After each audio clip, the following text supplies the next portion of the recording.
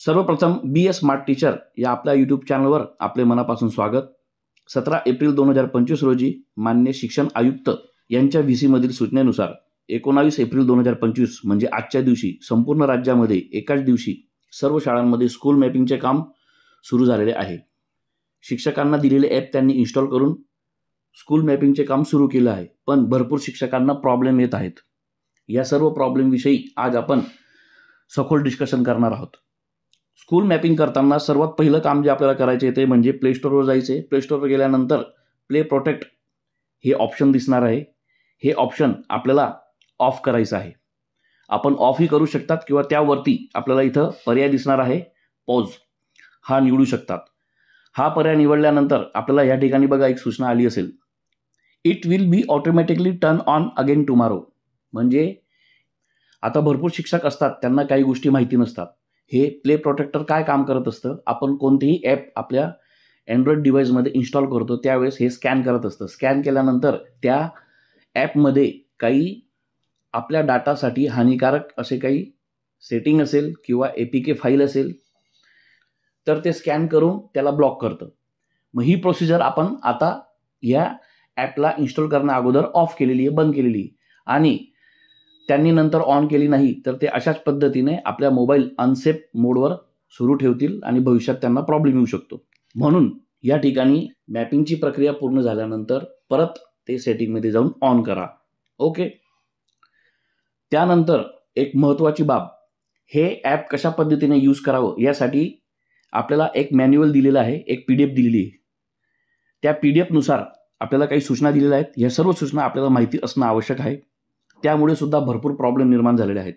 सर्वात अगोदर म्हणजे आपला जो मोबाईल आहे, जो आपण हे काम करण्यासाठी यूज करणार आहोत, त्या मोबाईलचे ऑपरेटिंग सिस्टमचे जे व्हर्जन आहे ते Android 8 असलं पाहिजे किंवा त्यापेक्षा वरचे व्हर्जन असले पाहिजे. यांनी इथं दिलेलं आहे की सदर हे जे ॲप आहे हे ह्या व्हर्जनसाठी तयार झालेले आहे. Android 8 या व्हर्जनचा खालचा जर कधी मोबाईल असेल आपला ऑपरेटिंग सिस्टमचा तर हे ॲप प्रॉब्लेम देईल. मग अशा वेळेस भरपूर इन्स्टॉल होणार नाही, नेटवर्क प्रॉब्लेम येईल किंवा इतर प्रॉब्लेम आपल्याला येत जातील. आता काही शिक्षकांना या पद्धतीने एक विंडो ओपन होते जेव्हा ते काम करत आहेत स्कूल मॅपिंगचं. याचा अर्थ असा होतो की गुगल प्ले प्रोटेक्टने आपले हे जे ॲप आहे ते ब्लॉक केलेलं आहे. इथं ही सर्व माहिती, ही सूचना आपण वाचा, आपल्याला सर्व लक्षात येईल. याचा मराठीत अर्थ होतो, गुगल प्ले प्रोटेक्टने आपले हे जे ॲप आहे ते ब्लॉक केलेलं आहे. गुगल सिक्युरिटी रिझनमुळे हे ॲप ब्लॉक केलेलं आहे. मग अशा वेळेस काय करायचं, ह्या ॲपवर लॉंग प्रेस करा. लॉंग प्रेस केल्यानंतर या ठिकाणी अनइन्स्टॉल ऑप्शन येईल, अनइन्स्टॉल करा आणि परत प्ले स्टोअरमध्ये जाऊन प्ले प्रोटेक्ट ऑफ करून ॲप इन्स्टॉल करा. त्यानंतर काही शिक्षकांना हा प्रॉब्लेम फेस होईल, प्रत्येक शिक्षकाला होणार नाही. मोबाईल प्रकारानुसार हा प्रॉब्लेम येऊ शकतो. हा APK सेटअप डाउनलोड करत असताना, म्हणजे हे ॲप डाउनलोड करत असताना या पद्धतीने एक विंडो ओपन होईल. यात ओपन विथ आणि खाली काही पर्याय दिसतील. तो कोणता पर्याय सिलेक्ट करायचा, पॅकेज इन्स्टॉलर हे ऑप्शन असेल किंवा काही मोबाईलमध्ये अँड्रॉइडचा लोगो असेल आणि त्याखाली APK इन्स्टॉलर लिहिलं असेल तर असा पर्याय जिथं असेल तो पर्याय प्रेस करा आणि हा सेटअप डाउनलोड करून घ्या. चुकून दुसरा पर्यायही आपण निवडला असेल तरी काही फरक पडत नाही. परत ट्राय करा आणि हा सेटअप डाउनलोड करा. त्यानंतर या पद्धतीने फेल टू कनेक्ट किंवा नेटवर्क प्रॉब्लेम असा मेसेज येते. मगाशी आपण जी PDF पाहिली त्यात त्यांनी म्हटले की ह्या ॲपसाठी 4G नेटवर्क बेस्ट आहे. मित्रांनो, रजिस्ट्रेशन करताना कमीत कमी 4G नेटवर्कचा यूज करा. ज्या शाळेवर आपण GPS मॅपिंग करणार आहेत तेव्हा नेटवर्क नसलं तरी चालेल, पण रजिस्ट्रेशन करताना कदाचित 4G नेटवर्क असणं आवश्यक आहे.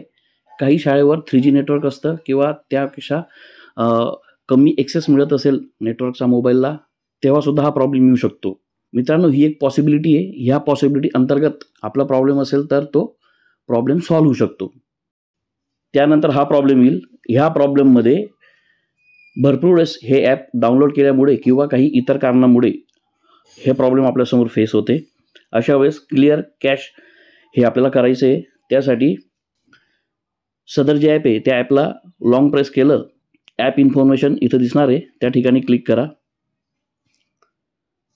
त्यानंतर डाटा युजेस या ठिकाणी क्लिक करा आणि इथं क्लिअर कॅश या ठिकाणी क्लिक करा. त्यानंतर मोबाईल रिस्टार्ट करा आणि परत हे ॲप ओपन करून बघा. या पद्धतीने मित्रांनो हे सर्व पर्याय वापरूनही जर कधी आपला प्रॉब्लेम सॉल्व्ह होत नसेल तर सर्वात सोपा पर्याय म्हणजे आपण आपले सहकारी बांधव जे असतील ज्यांनी ऑलरेडी आपल्या शाळेचे स्कूल मॅपिंग पूर्ण केलेले आहे सक्सेसफुली, त्यांच्या ॲपवरनं माहिती भरा. सर्वात अगोदर लॉग आउट व्हा आणि परत आपल्या शाळेचे रजिस्ट्रेशन करा त्याच डिव्हाइसवर, त्या ॲपवर. कारण की त्यांनी अगोदर त्या मोबाईलमध्ये हे काम पूर्ण केलेले आहे, त्या मोबाईलमध्ये त्या डिव्हाइसमध्ये हे ॲप सुरळीतपणे सुरू आहे. हा एक पर्याय असू शकतो.